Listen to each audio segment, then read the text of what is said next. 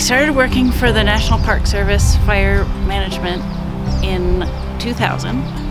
Prior to that, I worked at a state agency where in the whole region, I was the only woman who was not a front office desk person.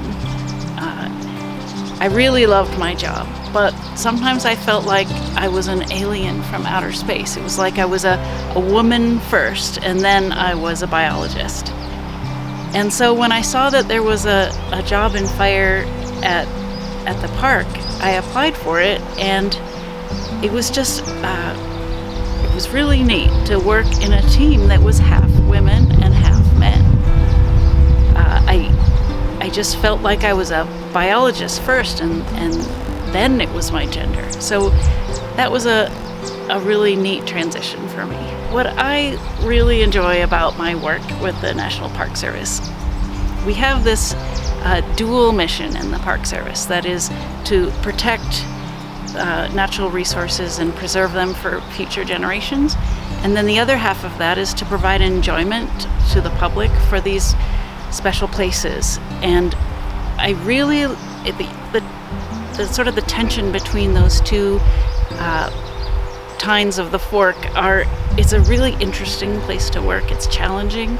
And then when you take fire and put that into the mix, you've got people, parks, and fire. And that combination is just very challenging and interesting, and it brings out some of the most excellent leadership I've seen in my life.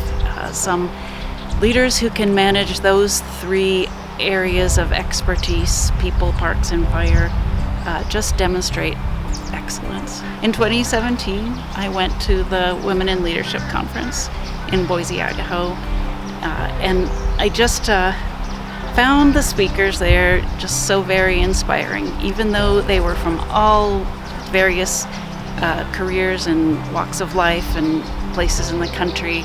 It was just very refreshing to see so much energy and so much in common with women who felt like leadership was something that was part of them. And I feel like I've come a long way from back in the 90s when I was the only woman in my workplace, and now I'm surrounded by women leaders, and it's just really gratifying to see those changes happen.